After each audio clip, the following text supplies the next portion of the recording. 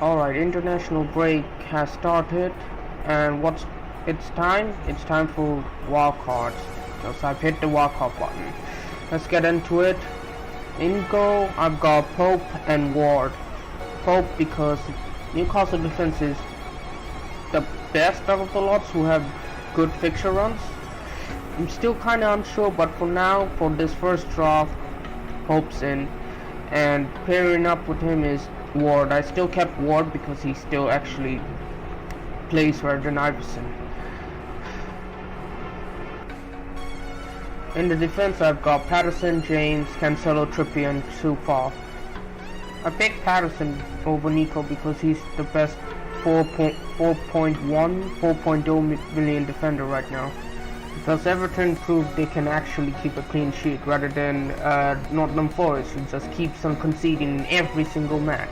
And also don't pick Emerson because he just got dropped because Cresswell is back. So Patterson's in. Next up is Reece James, just because he looks like the best option right now from that Chelsea team as a whole, because he's the nail one and he's really attacking. We've seen under Potter in his first game that he was really advanced, unlike in Tuchel's system where he sometimes was in the centre back role. So he's in. Just in a sure Chelsea pick right now.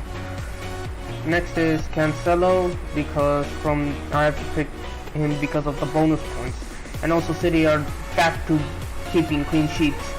He got one clean sheet and he got all 3 bonus points last match, so he's undroppable for me currently. Next up is Trippier, and again Newcastle defense are great, and also he's the best asset to own since he's on free kicks and he's really advanced. He can screw up some bonus points with his attacking threat and keep clean sheet up as well and score a banger of a free kick. Next up is Sufal, because I wanted to fit a West Ham player in, and in this drop there was no room for a West Ham player in their attack, so I had to pick Sufal, and he's 4.4, so I can't go any much wrong with it. And West Ham had looked better in defense than attack, since they can't score, but at least they can keep the game to a 1-0 or 0-0. In the midfield, I have Martinelli, Zaha, De Bruyne, Maddison, and Leon Bailey. Martinelli because Arsenal's fixtures still a bit tough, but I have a lot of value tied up in him. And also, if you look at it in an attacking point of view, not Tottenham at home, Liverpool at home. These two freaking fixtures are good attacking fixtures for Arsenal, because it's a derby match, North London derby, there's always goals involved, and that Liverpool defense have looked leaky. I know Matip has come back, but I mean, come on, he's just come back from an injury. It will take time for him to really get into the flow, and I think this Arsenal attack is so good that they can score against any team right now, and also after that it's also Leeds. So yeah, I rest my case on that. Next up is Zaha, and it's another player because of the fixtures. Fixture swing has hit Zaha hard, because not only he's the talisman, he's on the free kicks as well. Everyone just gives the ball to him. He's the guy who scores. And that Brighton Crystal Palace game, I heard, could be played before the World Cup, so that's interesting. So Zaha is in. He's the pretty template pick right now for wildcarders, but he is I'd say reassured pick. Next is my premium player in the midfield, and I've chose Kevin De Bruyne in my first drop because he plays Manchester United at home and then Southampton at home, like 2 home matches in a row, and he's been sort of like a second striker role, and he's been linking up with Haaland so well, and that Haaland and KDB combo is just flourishing at the moment. So I just want to get onto those points, and I think a big haul is coming up for KDB. Next is Maddison, just like Zaha, fixture swing, and he's their talismanic figure, and he has been scoring goals even in their toughest run, and he also scored a great goal against Tottenham, and he looked very sharp, and we have to get him. right now because of those fixture swings. And like, if Brendan Rodgers gets sacked, and with the new manager bounce, I think he'll get even better. Next up is Leon Bailey.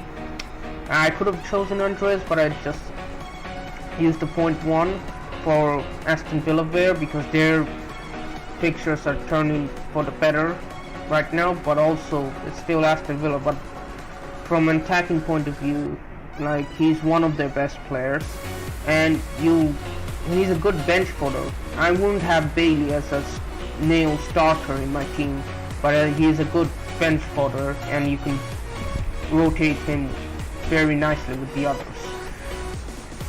And yeah, get on to the forwards. For the forwards, this is a template pick: Tony, Haaland, and Mitrovic. Tony because of Bournemouth, I guess. I know Brentford didn't look the same against Arsenal, but that's because Arsenal didn't let them look the same, because Arsenal were really good at controlling the game. So you can still trust Tony on the easy fixtures, I guess. And it faces Bournemouth at home, so I'm guessing he'll score 1 or 2 goals. Next is Haaland. He is freaking a beast in this Premier League right now. He's ripping it up, making the Premier League look like a farmers league, scoring in every match. He's unstoppable at the moment, and he's in former captain material. And finally, it's Mitrovic because we've waited for this fixture turn. We have wanted him so bad, the non-owners, and now it's finally time. This is the right time to bring him in, even though he did score in multiple different fixtures before then, but those were hard to call because of the tough run. So yeah, Mitrovic is definitely in, and everyone's gonna pick him now. He's gonna be a real template pick. So that's it. Let's quickly look at a quick overview of how this team would line up. Now, as for how this team would line up, I actually might play Ward over Pope just because of the GW9 of him facing Forest and Pope facing Fulham, where I don't want my striker and my keeper to clash. And also, maybe he could get some saves. I'm not expecting him to keep a clean sheet because he couldn't even do it in an even easier ones. What do I do? Okay, next is James, Cancelo, and Trippier in the defense. Yeah, they're the standout options. They picked themselves. They're premium defenders, and they're in formidable form. Except for James, I guess. But I mean, he will be on those fixtures, and how attacking Chelsea are now with Graham Potter. And in the midfield, Martinelli, Zaha, De Bruyne, Madison. You get, like, I'm not playing Leon Bailey over any of these guys anytime soon in game week 9 or 10 or 11. Like, it's just not possible to fit him in. And in the forward line, Tony, Haaland, and Mitrovic. Who else would it be? And the captaincy would be on Haaland because he plays at home. I might be leaning towards edging a little bit towards Madison, but I think Haaland is the safer bet, and I might get a severe rank drop. And Haaland looked kind of pissed of how he got 1 goal in that Wolves game, so he might be looking for doubles. So captain him because of that fear of missing out points and getting a huge rank drop. So that is it. Hope you liked it. This is my first wildcard drop, and hopefully more to come. See you later.